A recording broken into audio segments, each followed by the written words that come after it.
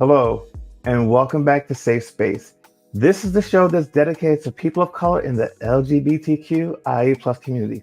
Every week, I try to bring to you a new and fascinating story with an amazing guest, and today is no different. Today's guest is a queer radio personality, host of an award-winning news podcast, and then also founder of E3 Radio and Qube. Ladies and gentlemen, please welcome Anna DeShawn. Anna, how are you? I'm wonderful. Thank you so much for having me. I really appreciate you. Thank you for accepting the invite. I'm so glad that you're on, and I'm so excited for you to share your story with all the guests today.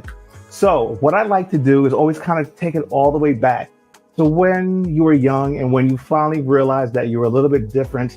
And I hate using that word different, but when I say different, I just mean you felt not like everybody else. So I want you to be able to go back and tell your story. So start from the beginning. In the beginning.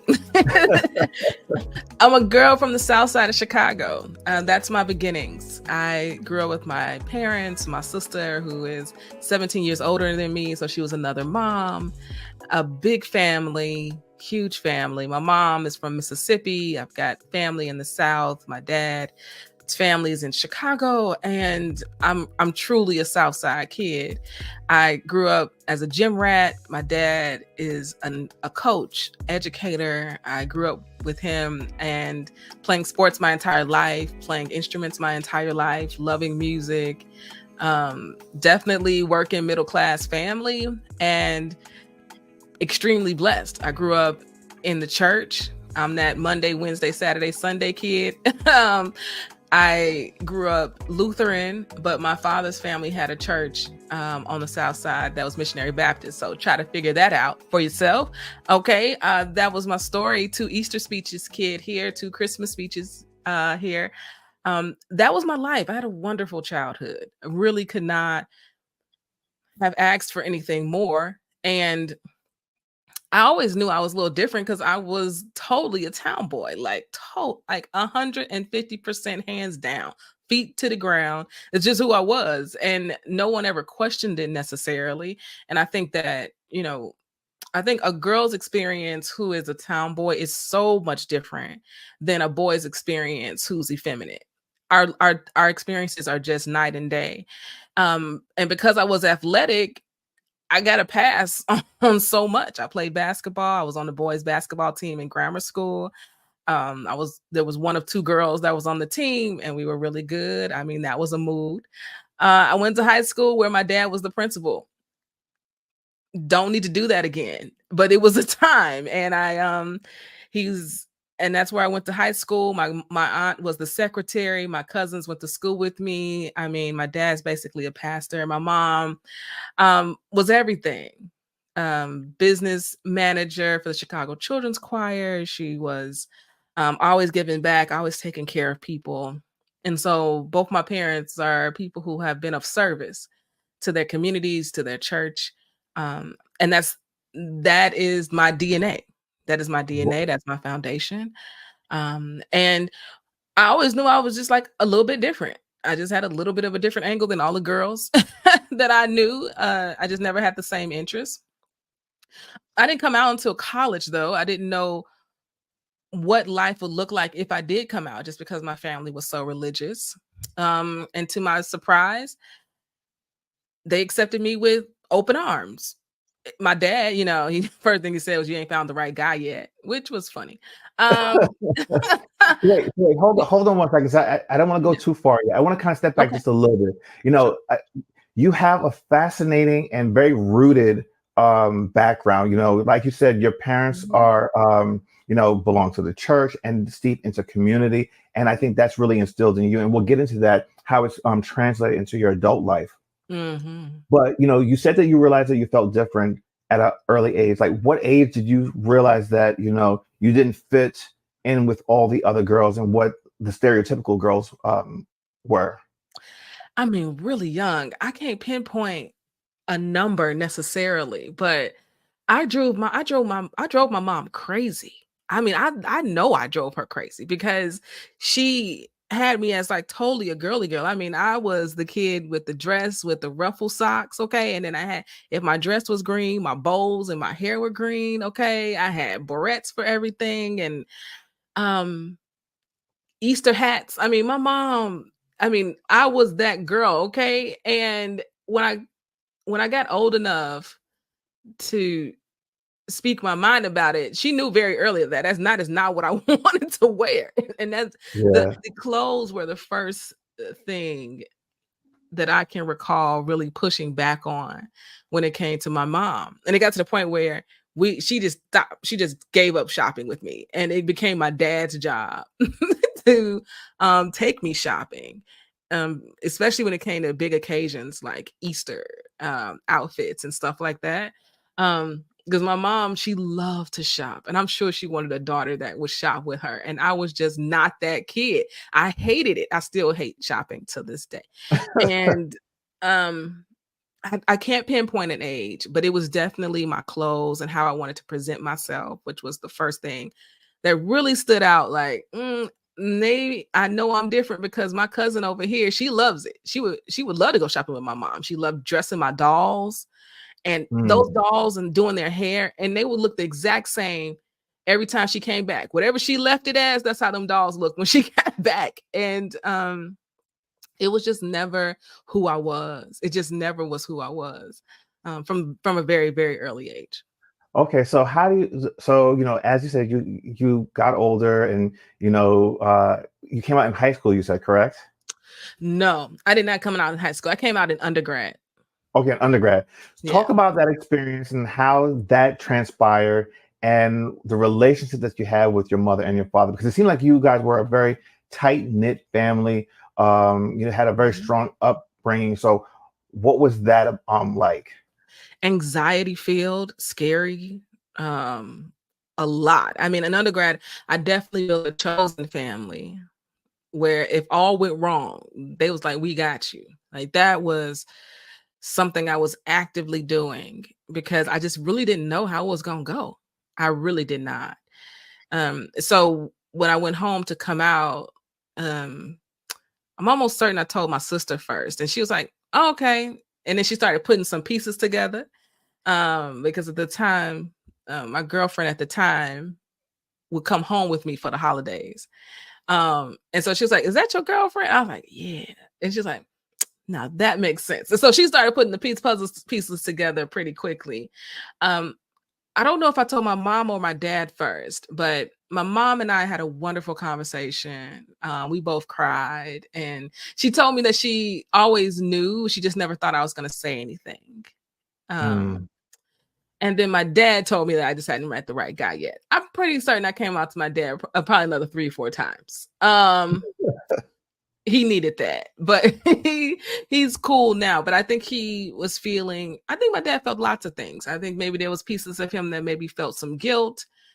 Thinking maybe he had something to do with it because I was just always in the gym, always a gym rat, always into sports. I mean, he literally would take me to the Mister shop where he got his custom suits and I got my custom suit. And I mean, this is just what we were doing. Yeah. And so I think he needed support probably from some of his friends who were also very supportive and probably family members who were also supportive to show them that it's all good. You're good. She's good. We're fine. I think maybe he needed that. Yeah. No, it's funny that you said that your mom basically was waiting for you to tell her, because I think a lot of times, not necessarily both the parents, but I think moms tend to have like this that intuition. They birthed you. They know who you are inside and out before you even know yourself. So, what's the relationship with your mother today? And then also, now that your father, as you said, you had to come out to him 3 times before I think it really absorbed in. What's that relationship like? Yeah, so today my mom has dementia, which is a whole Oh. nother journey with her today. It's so interesting. The brain is just a very interesting thing. But mom has a lot of love and she asks about Kaya, who's my wife, all the time. And I can't leave the house without her asking, "How's Kaya doing?" Now, does she remember going to our wedding? No.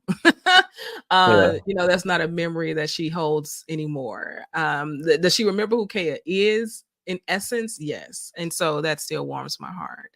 My dad, he's great, right? He ended up walking me down the aisle, right, for our wedding. He's really supportive. Um, and And I don't know how he's reconciled it all, to be honest. I think for him, it is just loving me, and that's enough. But I will say, I host a huge gala every year, one of the biggest gay bars here in Chicago, and he is there every year, and everybody loves to see him. And he enjoys all the drag performers, and the drag performers enjoy him, and he has a wonderful time. And I'm sure his friends, and I'm sure he never thought, 30 years ago that would ever be his truth. That would be Yeah. anything that he would ever do. But he does it every single year. So, and it's a fun time, and everybody loves my family. Yeah. Well, that's awesome. Let me tell you something. The one thing I know, parents love us and they're going to show up for us. Now, I want to step back just a little bit. Talk about your experience of how you navigated from, undergrad until the moment you met your wife, and then we'll get into that relationship a little bit later. But I really want to just kind of dive in, and see how you start to navigate and move in the world as you're coming into your own adulthood, and now acknowledging this is who I am and this is how I'm going to show up in the world. Yeah, a lot happened in between college and meeting my wife. I think some of the most significant moments were me Googling Black lesbian Chicago and finding Affinity Community Services, a nonprofit serving at that time Black, lesbian, and bisexual women, and finding that community. That was a huge moment in my life. It was at that point that I realized that there are other people like me in real life who are successful, who are thriving, who have families, right? Who have good jobs, who are okay. And every year they host an event called Burning Bowl, where 200, 300 Black lesbians and queers gather, okay? Queer women gather. And I can still remember the first time that I went to that event, and the feeling I had of being overwhelmed and in awe that this too is possible for me. And so I became very involved in Affinity, leading groups, volunteering. I eventually sat on the board, became board president over many years. And it just became a very important part of my life, and where I began to learn about Black lesbians and queer women who had come before me, right? And sort of some of the history of Chicago and the work that they did. And that too was important to me, um, because it told me that there were people who fought for my existence before I knew who I even was, right? And for me, that's powerful because I believe history helps to inform our everyday life. And if Absolutely. you know, and Not if enough people actually believe that. And I think mm, that's where our downfall as a community is. history absolutely informs what is happening today. And if we don't know it, it will repeat itself. And that's what we are experiencing today. We are Yes. experiencing a repeat of history, and I'm living in it. We are living in it. And we must be present about that because it's absolutely happening. And so that was like probably the one of the biggest moments in between that time period for me that really helped to shape who I am today, for sure. Um, from undergrad, I went and got my master's in communications.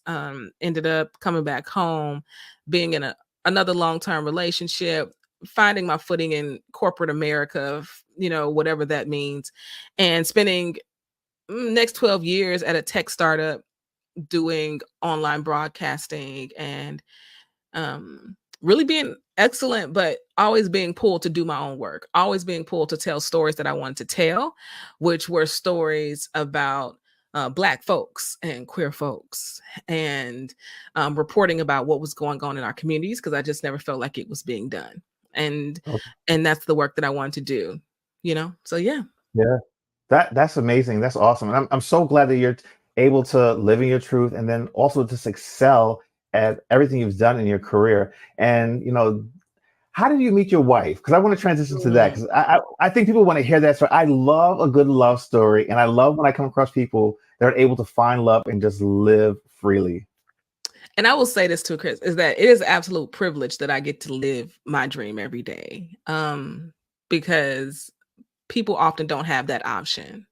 So I always like to acknowledge that because the risk that I took to do the work that I'm doing is not a risk that everybody can take. Yeah. So I always just want to acknowledge that. But child, to the love story. So I got asked to model in a calendar. And that was very odd. I don't think before then I had done any modeling or gotten in front of a camera. I think she was the first person to ever take a professional like photo of me. And it was for a calendar that featured androgynous models, and the money went to breast cancer research, which was right up my alley because my mom is a breast cancer survivor. And Okay. so I was like, okay, cool, I can do this model thing, whatever. It was so terribly uncomfortable. And so the calendar release party came around, and my wife ended up being there with one of my friends, and she was their guest. And we ended up talking a little bit, but she thought I was there with somebody else. I was not. I was not there with somebody else, but she thought I was. And so we chopped it up a little bit. And then after the calendar release party, I hit up my friend. I was like, I think your friend cute. What's her name? And so we exchanged. That's how we got connected. And then we went out on some dates, and we've been, goodness. I think the other day she told me it's been 12 years. I think I stopped counting after 10. We've been married for 7.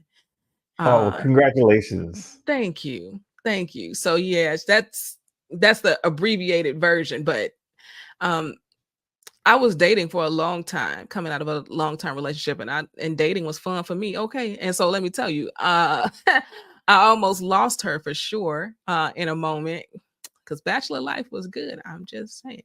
Okay. But Okay.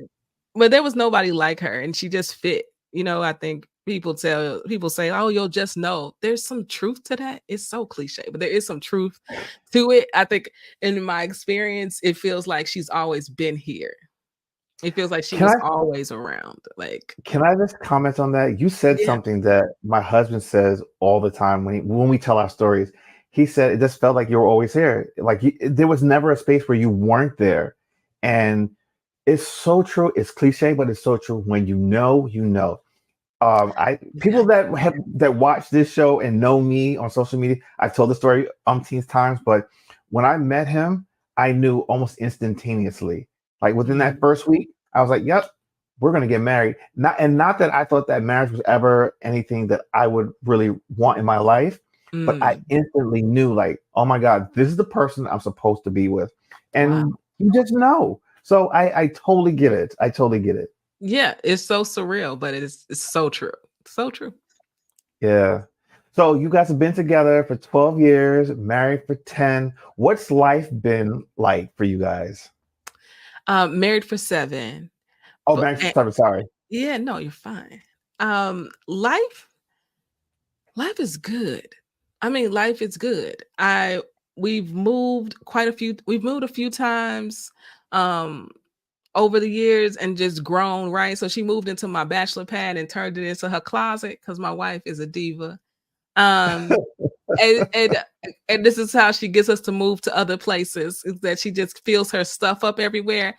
Because she knows how to get to my Virgo spirit of this is too much for me. And so we ended up buying our first home right before COVID, and going through that whole life of COVID life together here in the house. And I don't know.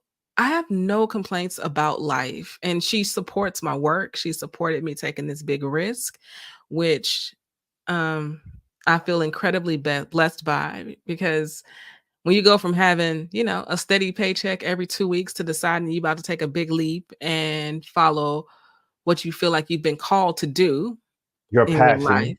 your passion, right? This don't guarantee me no income. I have to go Absolutely. get my income, Yeah. and, that takes a lot, and so I'm really, grateful for her love and support, because it's not Yeah. easy. It's not easy. No. I get it. We're in the same boat. Trust me. I Yeah. left corporate America to do what I'm doing now. I have my own small business, but it takes dedication on your part, but also it takes dedication and commitment and support from the your partner to just be able to do this. This is actually a great segue because I want to talk about those businesses and how you're thriving in what you're doing now. So you're the founder of two companies, E3 Radio and the Qube. Talk about how those things came about because not only are they businesses, but this is your way, in a way, your way of giving back to the community as well. So talk about how they came about and what it is that you do with them. 100%. So E3 Radio was actually born out of undergrad. I ran for Student Activities Board President at Drake University. That's where I did my undergrad time. And I ran on a platform to educate, enlighten, and empower the student body. Okay. And I got so far to being a runoff, I almost won. And that's pretty good considering I'm not Greek and I was at a predominantly white institution. But in undergrad is when I started to learn about Black women that I had never learned about before. And that concerned me. That troubled me so much in my spirit because I was like, it took me having to go to this institution to learn about these women and how many people don't get that opportunity. So the first thing I wanted to do was create PSAs and syndicate them to college radio networks and stations to share information about an Ella Baker or a Fannie Lou Hammer or an Angela Davis. I could go on all day, a Shirley Chisholm. And so that's where E3 Radio was born. I swapped out Empower for Entertain, and it became E3 Radio. Every project in school that you needed to have a business, it was always E3 Radio. And in 2009, November of 2009, I had my first show. It was on Blog Talk Radio, and it was with an organization called Gender Just, which doesn't even exist anymore, which says a lot about how long I've been doing this. And so that's how we started. I started taking on other shows, having other hosts on the radio station, and it just sort of became its own thing, and it just kept growing. And I just felt like there was always a need. When I first started though, I wasn't convinced that it was going to be queer. I mean, I cared about Black issues just as much. I cared about women's issues just as much. And it was very evident after a while that everybody I was having on was also queer. Like everything was just at the intersections of that thing. And I had a conversation with a sister who does PR here in the city. And she was like, Anna, your station should just be a queer radio station. And I pushed back on her so hard on that. And we talked about that recently. And she's like, I remember. Because the first logo didn't even have the rainbow in it. It was purple and white. And it was after I decided that it should be focusing on queer stories that I put the rainbow inside the radio tower. So today, the radio station plays queer music 24 hours a day from our website, e3radio.fm. And we host a queer news podcast that I host and produce, where we share news at the intersections of race and sexuality as it pertains to politics, entertainment, and culture. And it brings me a lot of joy. And so that's what the radio station is. And then when I quit corporate 3 years ago, I was like, we have to remain relevant in this space. And to do that, we got to get into the podcasting game. Like podcasting just never went away. We always had an RSS feed because we were online, Blog Talk Radio, etc. But it was whatever we were doing live is what ended up on that feed.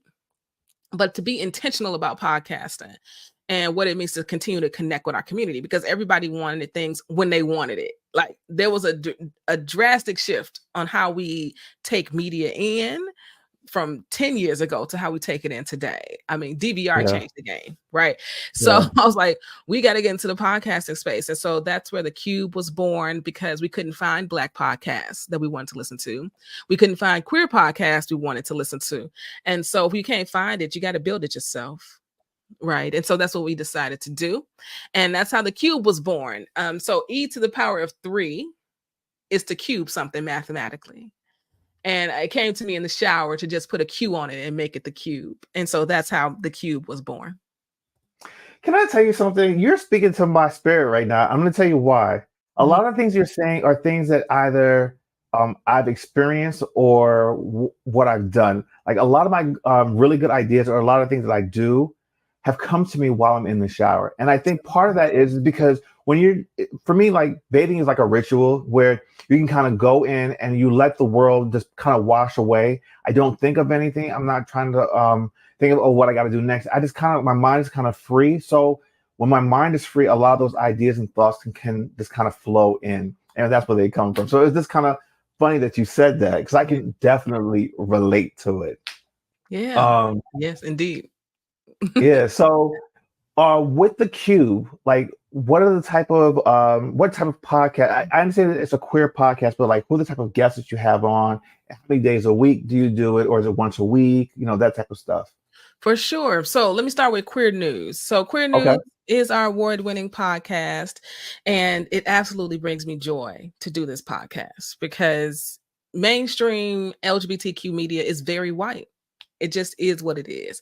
And there's not a lot of conversations at the intersections. And when it is, it's always tragic news. And I'm just like, we are more than that. So Queer News brings me a lot of joy because I get to tell the stories that I want to tell that I feel like folks are not hearing. And so we drop that podcast every Monday by 7 a.m. And it's usually 4 to 5 queer news stories. And I keep it pretty short. It's usually 20 minutes or less. It gets a little bit longer if I got a lot to say about something, but usually 20 minutes or less. So I want people to be able to take it in on their ride to work, on their ride back home, on a workout, and it's just my voice. So you can also only take that for so long. The longer episodes are the interviews, and I love interviewing people in the community, the Lena Waifs of the world, the Imani Rupert Gordons, the Samsons. I've interviewed lots of folks on the podcast, and it does bring me a lot of joy for that. So that's the Queer News podcast.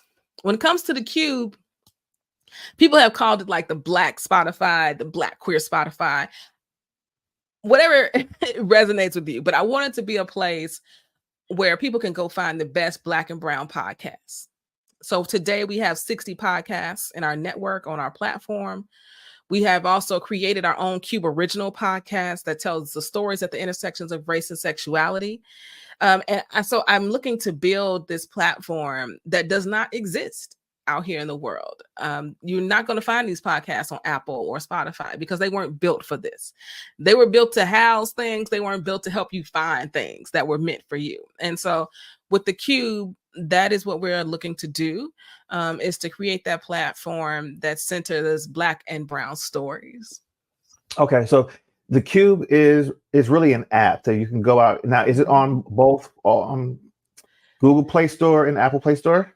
Not yet. So I am actively looking for investment to build out the actual application. Today, you can find it on our website, theqube.app, THEQUBE.app, and you can begin discovering today all this content I know you can't find nowhere else. You just can't find it. No, I hear you because it's so hard to find really good podcasts, and especially podcasts that really talk about and are from people that look like us. Yes. And that's the reason why I do this show. I really wanted a show that was dedicated to people of color because it's so hard to find. A lot of times people of color don't get the acknowledgement and that status to be able to put this stuff out there for other people to consume. It's typically your Caucasian counterparts that they don't have to work for it. They say they want to do it, they do it, and it's up there and out there to the world. So I hope that by us creating our own spaces and putting it out that will allow people to see themselves, to see that there's someone else that looks like you, that's been through the same things that you have, and just find community. Speaking of community, and I want to give you your flowers right now because I know you were just recently awarded the Equity Illinois 2024 Community Pride Award. Congratulations. Oh, thank you so much. Yeah, that happened. Yeah. Talk about that experience. It was wonderful, right? So Equality Illinois is our civil rights LGBTQ organization, and they exist across the country.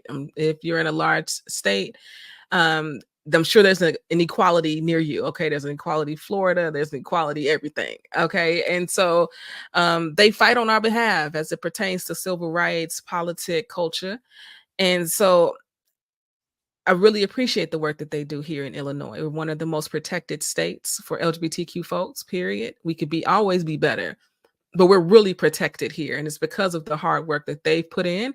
So to be recognized by them as this community award it meant a whole lot. It meant a whole lot, and I'm still taking it in, and I'm just really grateful. So appreciate that, Chris. Yeah, that They happened. they see you, and they see all the work, the hard work that you've been putting in and putting out into the world. Because let me tell you something, when you put out good stuff into the world, it comes back to you tenfold. So Mm, congratulations on that. And I just love it when people are recognized for what they're doing while they're still alive. So that's why I wanted to make sure that I gave you your flowers. All thank right. you.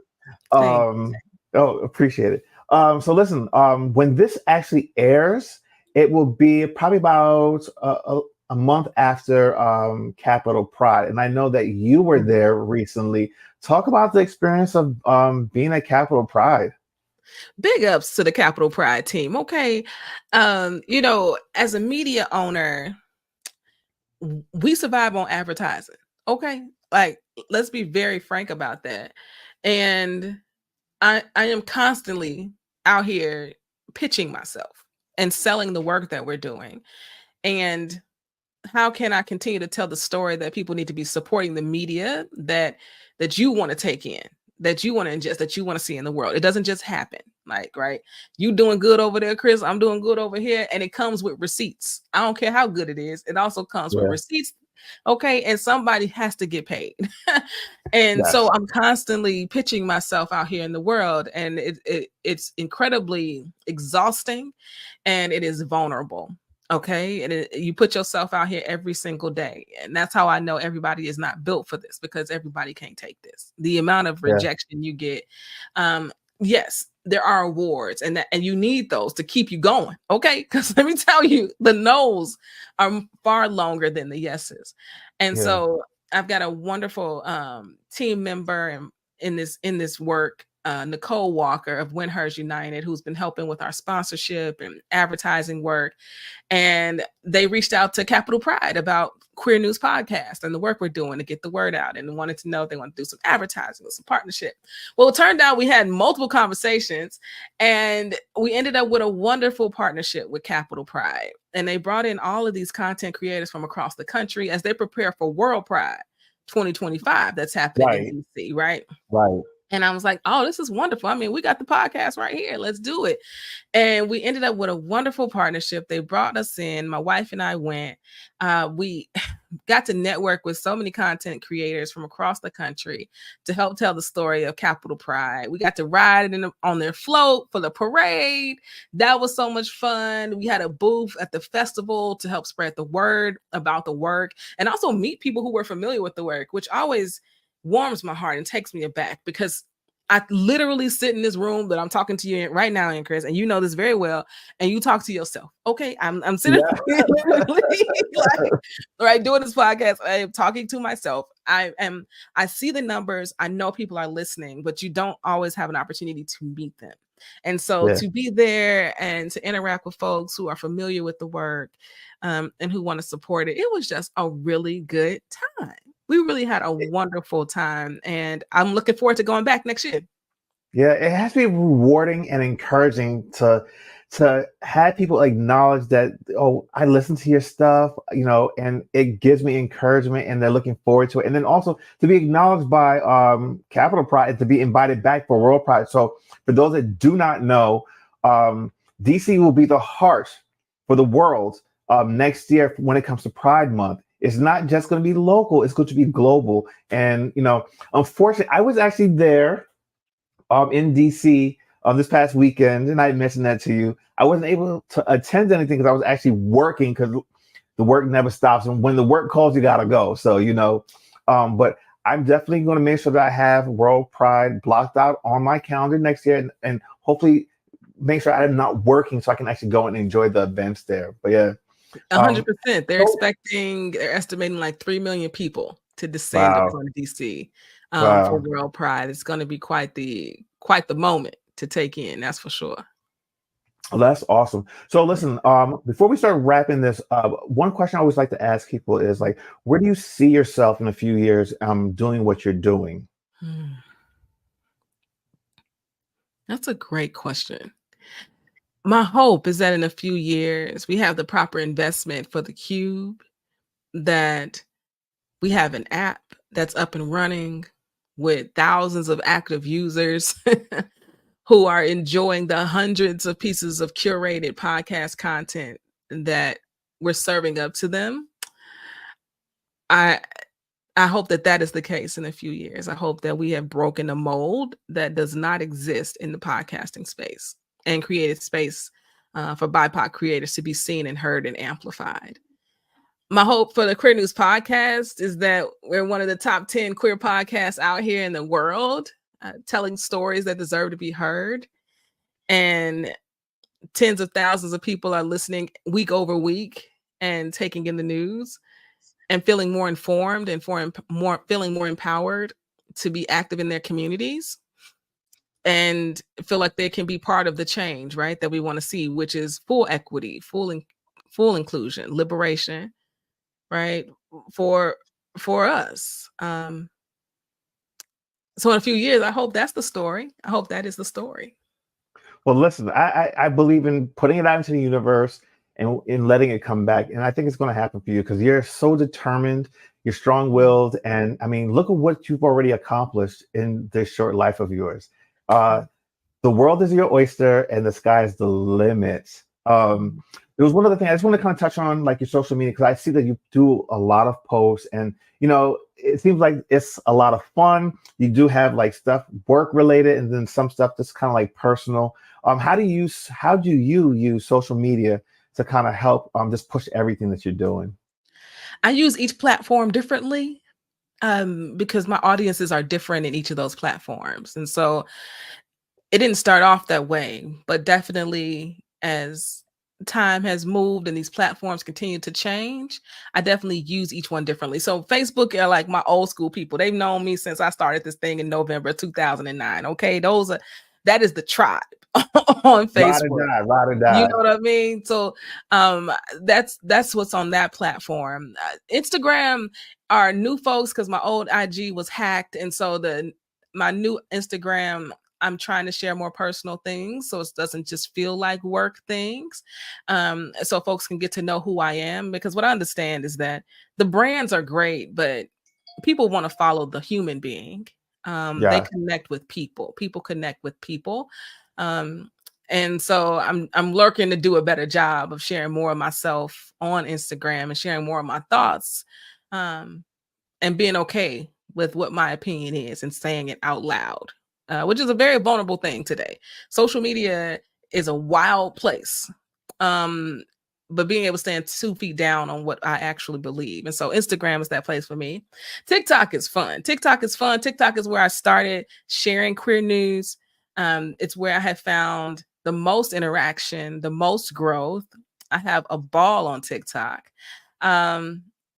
So go ahead and follow me there. And then LinkedIn is professional. LinkedIn are all my professional people I've met over the years, and they love the updates and they love the podcast. And so I wish I spent more time on LinkedIn, but I find LinkedIn as a place, and their algorithm is wild. I freaking love LinkedIn's algorithm. Something can live on LinkedIn for months. So I find, sharing the wins, sharing the struggles, especially when it comes to startup life and tech with the Qube. It has been a wonderful place for community, a wonderful place to find support for the work that I'm doing, and to keep people updated. So I use each platform differently, a little different. You can find some crossover content, but some stuff is just on those platforms, period. Awesome. All right. And the last thing, what words of wisdom can you leave our guests that are watching today? Words of wisdom. So if I was to leave with words of wisdom, I always think about quotes. And probably one of my favorite quotes that I use quite often is Shirley Chisholm, because I just think she was such a badass. And one of her quotes says, "If they don't give you a seat at the table, bring a folding chair." And I think she brought her folding chair to all those tables that they did not want her. Okay. And she did that so that we could build our own tables. I truly believe that. And we are in a time where we absolutely have the tools at our fingertips to build our own tables. And so I challenge anyone listening or watching this to figure out what your passion is and build a table where you can invite those who want to dine with you, who want to hear what you got to say, who want to support your work, right? Who you can be of service to. So I say, go out here and start building some tables. I love it. Absolutely love it. Anna, thank you so much for joining me today. This has been such a pleasure, and I hope that people walk away learning something about you and life in itself. Thank you for joining me, and thank you guys for joining me again, as you do every week. So, as I say to you guys every week, take care of yourself, take care of others, and maintain a safe space. Goodbye, everybody.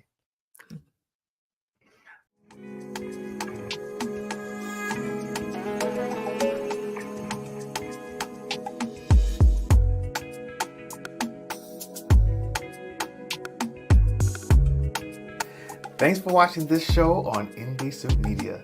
Now, if you're watching here on YouTube, make sure to subscribe, like this video, and hit the notification button so that you can get notified when we drop new videos every week. See you guys next time.